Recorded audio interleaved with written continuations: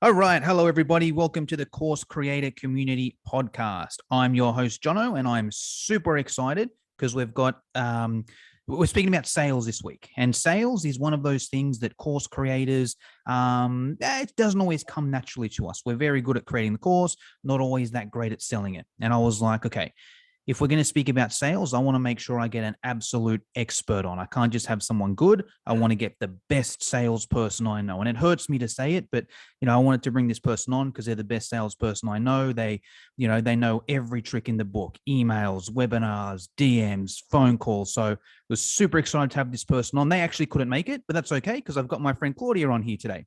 How are you, Claudia? I am amazing. Thank you for that introduction. No, I'm joking. So Claudia's she works for me. She does my sales. She closes tens of thousands of dollars every single month for my company. She does the same with her company as well. She's really, really good at sales. So I'm excited to have her. Now let's start general, Claudia, and then we'll get more specific. Let's say there's a course creator and they're like, all right, I've got a course. How crap do I sell it? Let's just start generally. What are the major sort of methods they can use to sell their course? Yeah, so the standard methods would be obviously social media, Facebook, Instagram, email lists, doing webinars and everything like that. But this is what I kind of see course creators do, not just course creators, but a lot of people do, is they try to do everything. And then the market might not be on Instagram. Their market might not be on Facebook, right? If your demographic is a little bit older, chances are they probably use Facebook. Whoa. What sort of age are you saying is older here? Jono. No, I'm joking. I'm joking. But that's what I would look at. It's like, hey, where's your audience most likely going to spend time on? And where would they be hanging out? Probably Facebook, right? So if it's Facebook, we need to be there more. There's no point being on Instagram as much, right? But you can be on both platforms. But when you're starting out, I would really suggest just mastering one and doing it really, really well, then moving on to the second one. Okay, so let's go through a bit of a customer journey here, Claudia. So let's say there's a course creator. They've completed their course. Yeah. What's the first thing? Then they know they want to sell it. What's the first thing they need to do? What's the first thing they need to do? Good question. Honestly, the first thing they need to do is get some testimonials of that course, right? Yep. So what I would do is you can do two things, and it's completely up to you. You can do a beta round, which is you give it to some 5 to 10 people for a cheaper price, whether that's 50% off, whether that's $400 off, whatever it is, and then grab testimonials off them. Or you give it away for free. I actually don't recommend this method, but I've seen people do it and do it really well. To 5 people, get testimonials, and those 5 people ask for referrals and leverage their testimonials, right? Yes. Because if you come into the market and the course creation space is very, very saturated, doesn't mean you can't do well if you're a new person, but why should people trust you? Why should people not buy from someone else, right? But if their friend did your course, different story. Or their friend got amazing results from your course, really enjoyed it, different story, right? Does that make sense?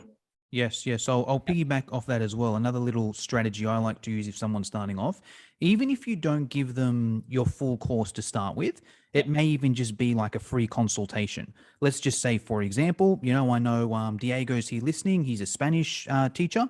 He's already sold a whole heap of courses. This might not be relevant for him, but as an example, he might give away a few complimentary Spanish lessons, right?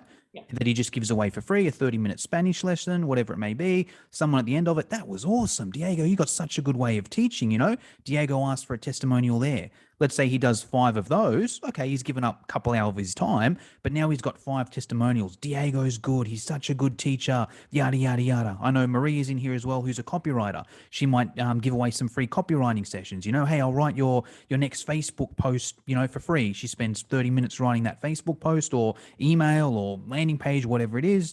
She's now got 5 testimonials. When she launches her course, she's got them on the page. She can show them on the webinar. Here's 5 people, even though they haven't necessarily done her course, they've still worked with her. It doesn't need to be, oh, I did this actual specific course. You know, it can be, hey, I worked with Maria and I learned this. So yeah, agree with that 100%. So, all right, cool. We've got some testimonials. Maybe we've given away for free, but now we want to start making money, Claudia. What do we do? Do we run a webinar? Do we just do Facebook posts? Do we send out emails? Do we do all of them? What's a strategy you'd recommend? Okay, so what strategy I would recommend is, find out where that ideal audience is hanging out. So let's say for this example, I'm just going to say Facebook, where like, do you need to add people as friends? Do you need to leverage Facebook groups? So let's say copywriter, we've got a couple of copywriters here. You would go in copywriting groups, right? And see like, what are some people's like pain points?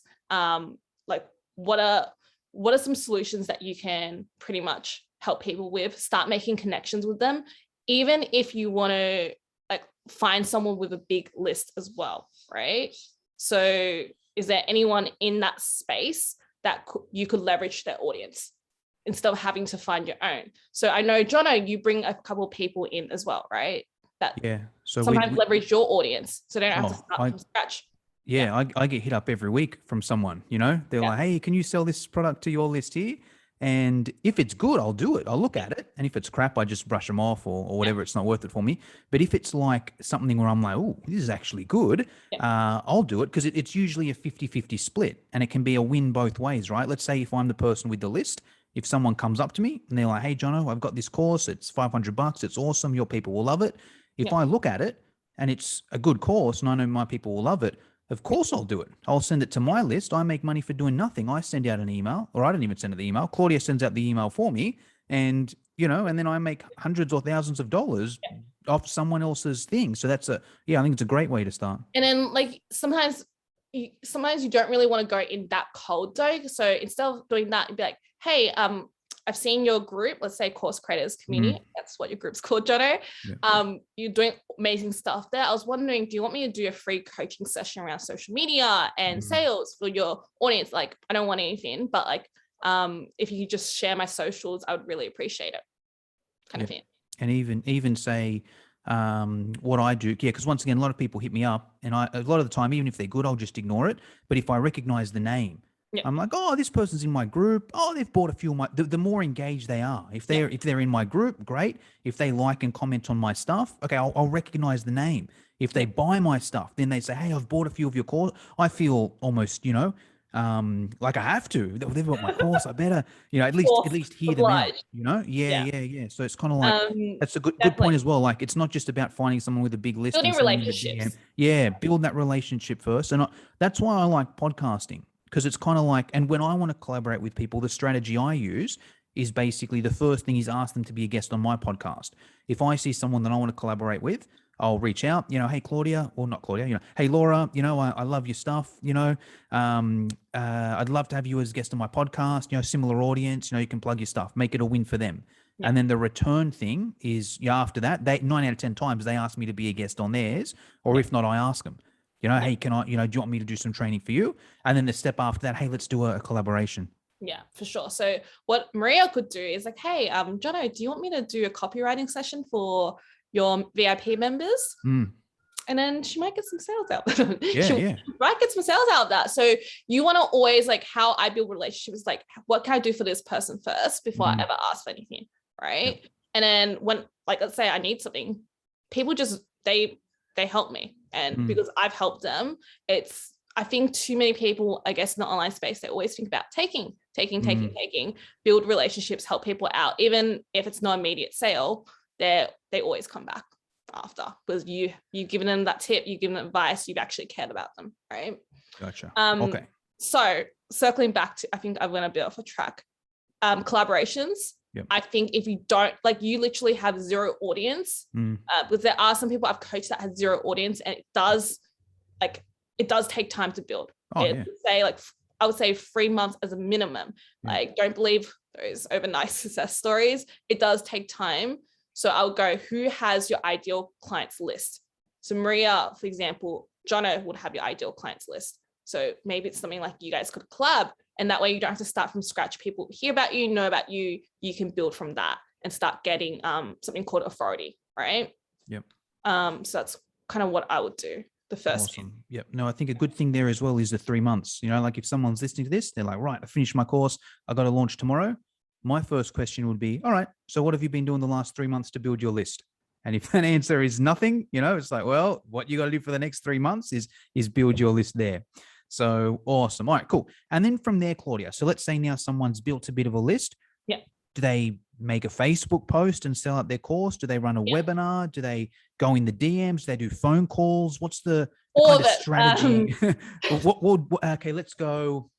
What would maybe give us one of those? What would be, let's say, what would you recommend actually out of those ones? Okay, so not just making a post, making posts, right? Because one post isn't going to do anything. Like you need to be constantly putting out content. It doesn't mean like you need to post 8 times a day. Sorry, Gary.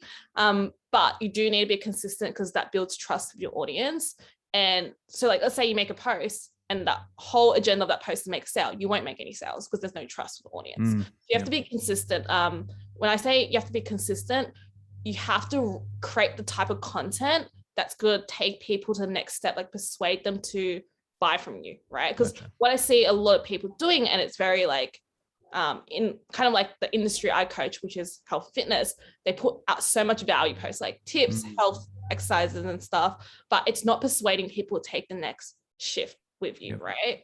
So putting out content, but putting out the right type of content and being consistent with it, right?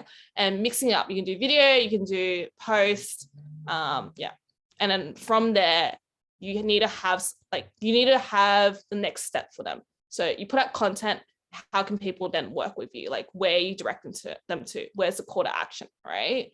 Do you want to ask me any questions specific for that, Jono? Yes, I do. I've got a couple, and there's also a couple questions in the chat here. So Laura's asked, Claudia, when you say posting, is this posting on your Facebook group, on other people's Facebook groups, on your own personal profile, all of the above? Cool. So yeah, definitely all of the above, but like I would say your personal profile needs to be primed. So like your Facebook, if someone adds you as a friend, they need to know what you do. Or if you use Instagram, they need to know like straight away, 30 seconds, they know what you do. So definitely your Facebook. And then in terms of group, yes, in your group, but also you can leverage other people's group, like Jono's group, but you can't like, I don't believe you can sell other people's groups unless some groups have rules that they let you sell, but you're just giving away value to those groups, right? Because even what I've found as well, even if the group does allow selling, it's just too hard. You can't sell in someone else's group. There's no trust. And like, there's a couple things. If it's just a pitch fest, it's kind of like everyone's just in there to sell. No one's in there to kind of buy or learn. So it's not a good group. And then there are even other groups where you can sell on certain days and that sort of thing. And I've tried, but it's just so hard because I'm just a random guy trying to sell to someone else's list. You know, it's better to use that as like a lead generation, I find. You know, you can use other groups as like a lead generation, you know, posting value or answering like questions. And then like you can help people out in the DMs. Like, let's say someone has a question about weight loss. You answer that question, you add them as a friend. They see your content because your profile is primed. From there, that's like they're gonna keep seeing your content as long as like. I'll give a couple examples then, some specific ones for Laura as well, which could be good.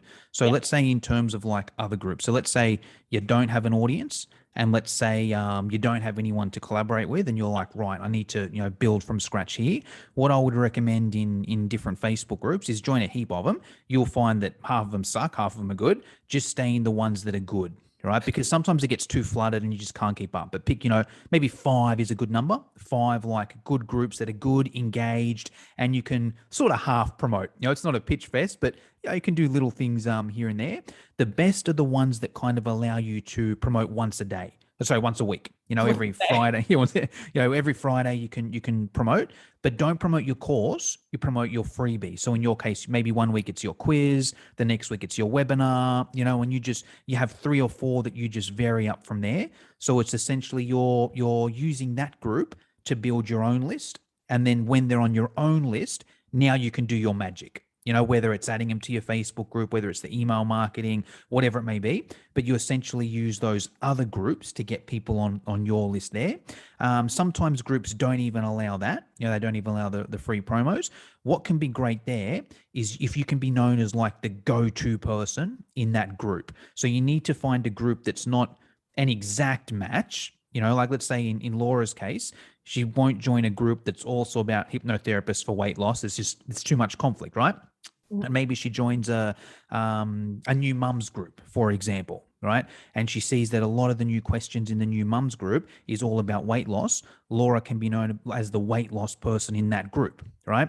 Let's say, for example, I know Marie is in here as a copywriter as well. We've spoken a little bit about the course creator group. She can be known as the copywriter in there. If anyone has any copywriting questions, Marie is in there and just answering that question straight away, you know? And then what'll happen, and especially if you have a good relationship with the admin, it'll get to the point where like the admin will just tag you. Let's say, for example, and I'll use Claudia as an example here as well. There's a guy in my group, Andy, who's the best in the world at Google Ads. He's just so good, knows every thing to it. I've paid him. He did my ads, everything. He spent a lot of time in my group at the start just answering any single Google Ads question, even if it wasn't about Google Ads. You know, someone would be like, how do I sell my course? Well, Google Ads, you know, he'd do that. And as a result, like he just became the expert. So, you know, if anyone has any Google Ads questions, I tag him or someone else tags him. So now he gets leads on tap from my group just from doing a lot of legwork at the start and interacting. Yeah. Sure. Actually, awesome. I was a client of Andy's. That's how well it worked. He's so good. Cool. Amazing. So yeah, like definitely groups. Okay. Now what about the sale, Claudia, right? Yep. So we've made a few Facebook posts. Do people just buy off our Facebook posts, or do we need to buy a webinar? Do we need to get them on a phone call? Do we just get them on our email list? How does that, what's your take there? So Jono's gonna hate this answer. It depends. If I've got rapport with them, I've got trust, I just usually DM. So DM, and the next step with that is either I send them a link or I jump on the phone with them, because the DMs, I feel like there's less friction once they're already talking to you and you open up a couple questions. If you come to webinar, like people are just busy. Like you got to remember, people, their mums, they've got people just busy. Like they've got stuff going on in the day. Even if you tell them to come a webinar, they might say yes, and they might not show up, or they might not watch it, because 60 minutes, like this better be a really, really good webinar. Because like personally, this year, I've done 15 webinars. I've watched 0 webinars myself because I just don't have time. Right. So time, and also the boredom. Someone wanted me to look at his webinar, and no, it was even a Facebook Live, you know. Was kind of like he did a 30-minute Facebook Live, and he's like, yeah, what did you think of what I did at the 7-minute mark? Yep. And I'm like, if you think anyone's still watching this Facebook Live at 7 minutes, you know, like it has to be like really good. So I always think like people are similar to me, and like Jono and like other entrepreneurs I know, they just don't have time. So I find DM, the next step from there is a phone call or sending them a link, following up from there. That's the simplest way, right? Gotcha. But then also that's not building a list. So sometimes like I like to give them a freebie, get them to like join the funnel. And then from there, I also then get on call with them. So now I've got the email, but also I've got it on the call with them. Or after the call, if like they haven't bought, I just take their email, right? Then they're never go run away from me until they like block me. Gotcha. Okay. So let me just summarize that and get my head around this. So essentially what you're saying is, you know, you spend 3 months, you build your list, whether it's collaborating, whether it's doing outreach, whether it's posting in social, you do that. Then it's time to do a bit of a launch, right? So we do that's what I wanted to go back to. So the actual posting, and this is a good one, right? Because this is what I think a lot of people don't quite have it mastered. They'll give tips, you know, their posting strategies, giving tips, you know, hey, you want to lose weight, do this, you know, hey, you want to learn Spanish, do this, you know, hey, you want to learn copywriting, you know, do this, you know, but that's not quite primed for sales, right? The post might be a bit more like, you know, hey, you want to lose weight. I get it. It's tough. There's this thing going on. You've been to the gym, yada, yada, yada. You know, if you've tried a few things, you know, maybe fitness, you know, going to the gym isn't for you. Try something out of the box. Here are some other ideas. Hypnotherapy, this, that. Oh, by the way, I've got a hypnotherapy course. If you're interested, you know, go and do it. See how you're not giving away the tips there. It's more just that there. Let's say, you know, Diego is an example as well. It might not be like, hey, you know, he's how to learn Spanish, you know, depending on his market, it might be like, hey, you know, there's so many benefits to learning another language. You know, I was watching this movie, and because I could speak Spanish, you know, I understood all the inside jokes and all that sort of thing there, you know, or, yeah, and another advantage is you're less likely to get Alzheimer's, you know, because your brain's working, yada, yada, yada. So, you know, if you want to live longer, you want to get more out of life, learn a language. Oh, and by the way, I've got a Spanish course. So like what Jono is kind of like explaining right now is like a unique mechanism. So like you're positioning your course as something different, because there's like 100 copywriting courses. There's probably 100 Spanish courses, like hypno, NLP kind of courses as well. You have to have that unique mechanism, right? And like if you introduce that, people, dopamine drips off someone's brain. They're like, I want it. And they listen to you and they like wait for your post, and then eventually they'll buy from you, right? Does that make sense? Yep. And then, okay, let's go back to the sales side. So now you're doing some posting. Yeah. How does it transition to that? Well, I guess, so, okay, you're doing some posting. Yeah. Ideally, people are going to start to message you. Yeah. Or do you also message them if they comment? What are some tips you can give us there, Claudia? Depends. So I tell my clients to do both. You guys probably have had like some of you might have had heaps of business coaches in your DMs. Sometimes it can be annoying. So I just like to tell people to message the people who have commented and liked that, and just make that connection. It's like, hey, thanks for connecting and supporting my post. That's it. People will either just like that and then that's it, but they know who you are. They're on your radar. You're on their radar now. Yep. Or they'll open up a conversation from there because they were too scared to open up one, and you went there first, right? Yep. If they've been commenting a while, then I kind of like go in with like more open, like ended questions and transition there. So like the DMs, you don't have to spend like forever on them, but like one person might take like 5-10 minutes. Just like talk like a normal human being. People get like, what's a DM script? Like, what do I say? What do I say about this? It's just like, man, just pretend they're your friend. What would you ask him? Talk like a normal person. Yeah. But having a framework is important, definitely. But don't, like, people know if you're trying to sell to them. Yeah. So instead of thinking about that, like, how can I give this person value and how can I build a relationship? Because I promise you'll make a lot more sales. And I can say that because I've closed over 6 figures in DMs, multiple 6 figures. And I've actually had clients that screenshot me, business coaches, DMs to them, and they're like, I can't deal with this person. Like, they're actually making me feel bad for not replying to them. Do you really want your customers to feel that way, bad, and you're only replying to them because they're only replying to you because they feel bad? So that's like something you want to think about, right? Yeah. My sort of strategy there. So I like to use the freebie strategy. Is my favorite one, where it's kind of like, hey, I've created this free training, comment below if you want it. And then I'll obviously get a whole heap of people comment below. Anyone that comments below, I send it in the DM. So that way it's like an opportunity. It's not like a cold DM. It's like, hey, Diego, what's that, sorry? They've asked for something. They've asked for it, hey, Diego, you wanted this free thing? Is it cool if I send it on here? Diego's like, yeah, of course. I wanted it, send it, please. So, I send it over to him. And then I know 9 out of 10 times, he's not even going to open that free thing, right? But it gives me the opportunity to start that conversation, By the way, Diego, how's your course going? Yeah, it's going great. I'm selling, 50 of them a month. Oh, sweet. What's the plan? I'm actually out of leads. I don't know what to do next. Hey, lead generation is actually my specialty. You want me to give you some tips? Yeah, that'd be great, Jono. Cool. And then from there, there's a couple options.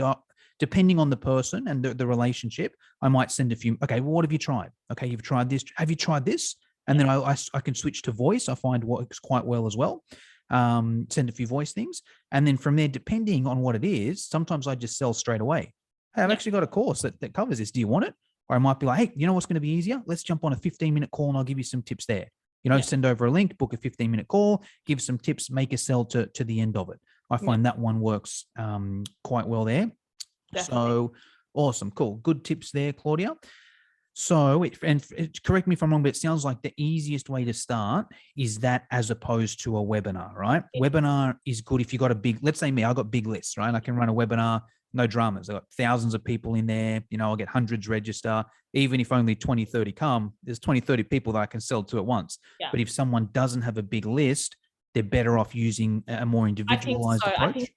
Definitely. I think there's less friction in the DMs. And like when you're talking to someone, sometimes you don't even have to book a call. Keep it super casual. Hey, do you have 5 minutes free now? Can I give you a ring? I think that is definitely better than a webinar when you're first starting out. But then from there, you got to look at your time. So now like you're probably capped and you don't have time. Jono doesn't have that much time anymore. So like he gets other people to do the DMs, right? But like when you're first starting out, I reckon I do believe you got to do it. And then like you can kind of like go away from it as you scale the business, right? Yes, I saw a good quote the other day. So good. It was something along the, I'm going to probably butcher it, but I'll get as right as I can. It was something where it's like, everybody's got the dream of making money while they sleep. Yep. Before you make money while you sleep, you got to know how to make money while you're awake. And I think that's it's a good thing, you know, like master it. It's like when I started, I would do hundreds of sales calls a week, hundreds. And it took up so much time. It was not scalable at all. But because of that, I learned how to sell. I learned my ideal market. Because that, my email marketing got better because I knew that people were going to say, my webinar stuff got better. My courses got better. And now I'm don't really do any work, but it's because I spent, you know, more than I can't even count the amount of hours I would have spent on sales call doing that. Hey, there's a few questions. It might be easier. Who is this? You, Maria? Or is this you, Laura? Who's asked? Oh, Diego. All right. Diego, do you want to unmute yourself? That might be easier because it's a long question. I'm like, man, I'm going to lose track of that. Do you want to unmute yourself and just ask Claudia? But he just doesn't want to read. He doesn't know how to read. Yeah. Like I said, I struggle to read one language. So Diego speaks 5. So I think I'm pretty impressed. So yeah, what's your question there, Diego? Yeah, I don't know how well. And sorry, I'm trying to also take notes. I'm taking notes on my phone. That's what I'm doing. And it's like, you know, keeping track of the new thing and the old thing, and then the ideas that come up with the old topic you guys covered. Anyhow. So yeah, we were talking about those benefits for the, you actually used my example, Jono, about the other benefits for the brain, which they're actually listed in my copy. Maria will be happy about that, that I have copy that's comprehensive and of all these benefits for the students, for the prospective students, right? But basically, and you started talking about stuff that I've seen already, which is these groups that are pitch fest. I love that yeah, I love that. I love that description for them. Might it be a good idea to then use some of those secondary benefits and go to groups that have people seeking not the main benefit, but rather the secondary? 100%. They're the best. That's a good idea. That's the best. So if you can get in, like, just as an example, let's say there's a group for, you know, people over 60 or whatever, right? That, even though they're not in there to learn Spanish, right? But you can do little posts in there, which is like, hey, you know, you're retired, you got more time on your hands. You know, a good thing to do is learn a skill. You know, if you learn a skill, keeps you busy, you live longer, your brain, yada, yada, yada. I got 5 languages, do one of these 5 courses, you know?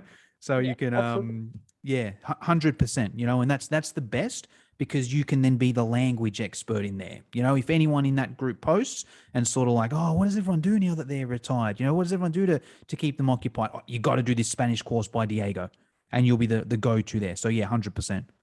Yeah. Okay, great. Love it. Amazing. That I asked. Awesome. All right. Now, what about this, Claudia? I got a question for you. I see a lot of course creators reach out to help, ask for my help in. It's kind of like, hey, Jono, look, I'm giving this free stuff away. I'm getting some DMs. I'm booking some phone calls, but I just feel like I'm giving these people free coaching. Any tips on that? You know, when you get on the call with someone, do we just hard sell? Do we do half tips, half value? Oh, I love this question. I was talking to my clients about last week because they're like, I feel like I'm coaching them. So one thing, like, obviously with sales, yes, there's like scripts and stuff, but always following a framework. And part of the framework, like I teach my clients, is you need to pre-frame someone to be like on the beginning of the call. So if someone just goes on a call and they'll feel like it's a coaching session unless you advertise it as a coaching session. So something like I would do if I'll try to sell to you, Jono, and like we're on a call, I'd be like, hey, Jono, how's it going? How's the letter?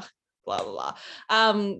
Cool. Well, hey, Jono, I just want to give you a quick call, pretty much see what you're up to in the course creator space, see what you're looking to do with marketing, and see if I can help. If I can help, I'll let you know what the next step is and like what we can offer you. And if I can't, I'll send you somewhere kind of thing. Is that cool with you?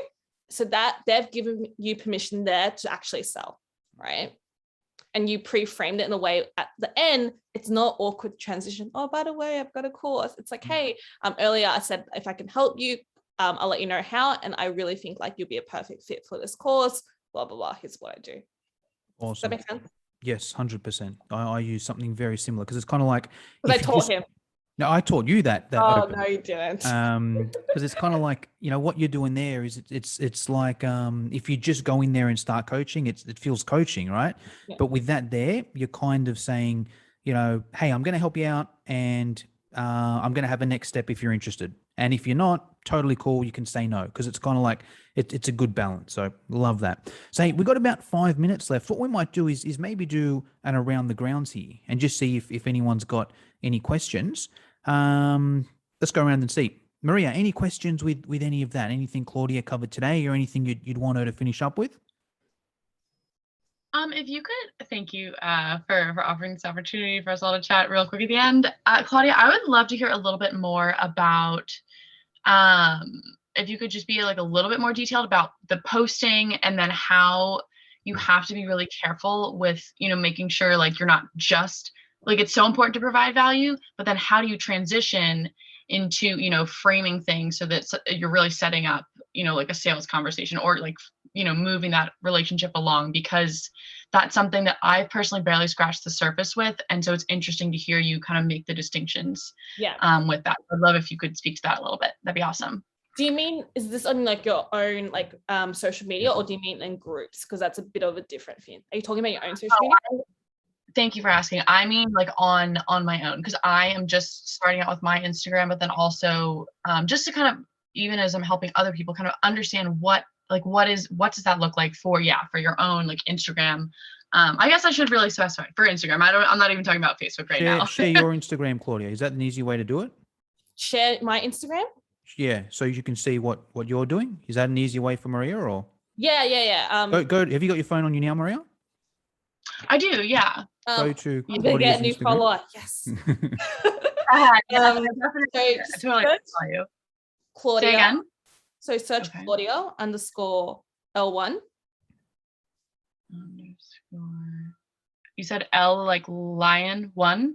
Okay. Claudia _L1. So you'll see a pink background. Yes, Claudia, you look gorgeous. So like you can kind of see I've got stuff like carousels, I've got stuff like graphics, I've got photos of me, because you got to remember like Instagram is a visual place, and people will stop scrolling if it's like a photo of you more than a carousel. But guess what? People reshare the carousels, people save the graphics and stuff like that. In terms of the content, like if you have a look, you can have a look later. I have different pillars. So like really, I go for like testimonial, social proof, because that's going to help people drive the next decision to work with me, right? But then I also educate them on like what they could do if they're starting their first online business. But then I do stuff like some of its content's also polarizing. So I talk about money, which triggers people, but it triggers people because they don't have any. But then it shifts their perspective on like what they believe about money and like investing into taking the next step with me as well, right? Actually, you know what's funny? I did my last post was actually about copywriting, and just like lessons I've learned for like in business as well. So like, what are some mistakes I see that coaches make? Like what like 5 things like that help me like scale my business above like 5 figures a month, right? Kind of thing. Does that make sense? Am I answering a question? Yeah. It's helpful kind of. I honestly hear some of the kind of copywriting persuasion things going into how you're creating your content, like even offering social proof. So it's interesting how, just understanding a little bit more about strategy instead of, just generally providing like tips and value. Actually, I have a document. While you're doing that, I'll give a few tips there as well. So I think what's important there too, Maria, is kind of like the strategy. Is it like a launch where it's like, okay, am I launching in, next month? And am I just, all my posts just going to be sort of priming people to sign up when I launch? Or is it like going to be a buy anytime sort of thing where it's like, all right, cool. Is every single one of my posts going to, elicit someone to send me a DM now or to leave a comment below so I can sell right now? That's one thing I'd look at strategy wise. Is it a buy anytime or is it a launch kind of thing? And then just similar to what Claudia said there, it's kind of like, she's got different pillars, right? Where it might be, I don't know how many she got, but let's just say 5. It might be like, all right, every Monday, it's always a testimonial. Every Tuesday, it's always just like straight value. Don't care if I do anything. Every Wednesday, it's a bit more like a copywriting sort of thing where I'm persuading someone to buy, Every Thursday is giving away a free thing. Every Friday is just a hard pitch to my course there, See how with that thing there, it's just a framework or a strategy where you're priming people, you're giving them value, but it's like, It's not just free tips the whole time, right? Every single thing there is essentially leading to a sale. Yeah, for sure. And I think it just comes down to the actual, like say Claudia's, for example, let's say she's giving the 5 tips that she has that post. I think she mentioned the 5 tips. Like those 5 tips might also be tips that lead to a sale. You know, it could be tip number 1, hire a coach. You need to have a business coach. That's the one thing that did it there, you know. Number 2, you need to get around like-minded people, you know, so either hang around friends or, you know, join a mastermind or whatever it is. That could be another tick to buy her thing, you know. Step number 3 is learn copy. You know, if you don't know copy, you know, you're going yada, yada, yada. And then in her course, she teaches copy, you know, so it's kind of like those 5 things are tips, but they're still tips that are leading to a sale. Yeah.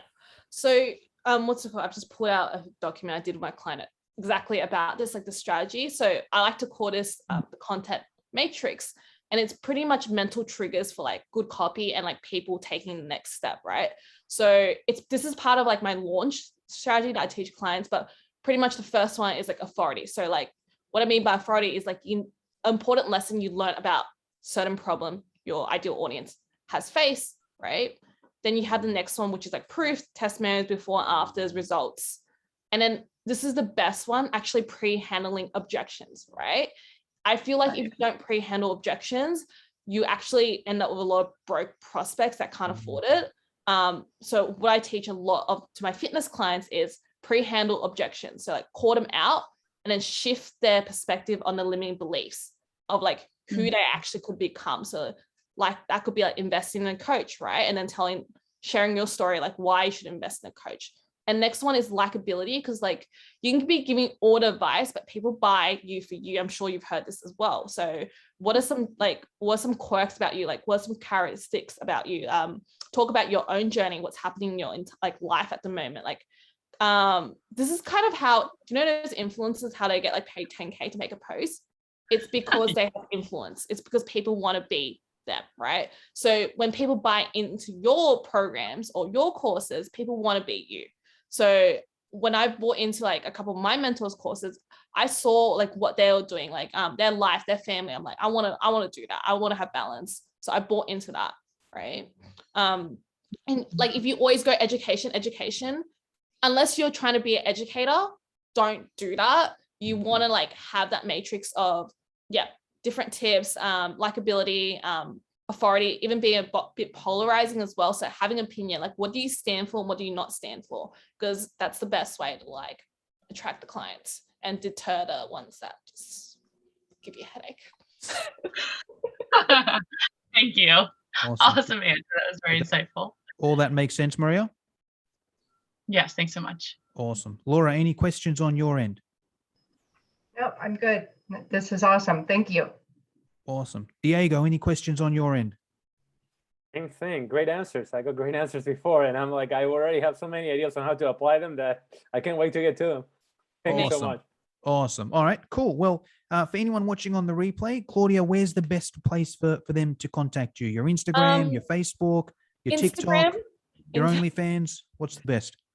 Yeah, definitely the OnlyFans. No, it would be Instagram, but I'll also get Jono to link my Facebook because I'm active there as well. But mainly on Instagram because I'm young and savvy. I'm like Jono, who's just on Facebook. I'm joking. You might be young, but definitely not savvy. Awesome. All right, I'll put those links in the show notes. All right, Claudia, thanks very much for your time. Thanks so much, guys.